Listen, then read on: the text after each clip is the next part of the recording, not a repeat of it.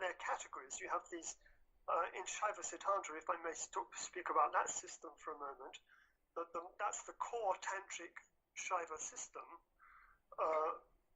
And there you have three realities called, as I said before, God, soul, and matter. They're called Pati, like the shepherd, the Lord, Pashu, the beast, the cow, and Pasha, the bond, or the rope that ties the beast. So these are the three distinct ontological categories. So there is a distinction between Pasha, bond, and Pashu, creature, or soul. Now, it's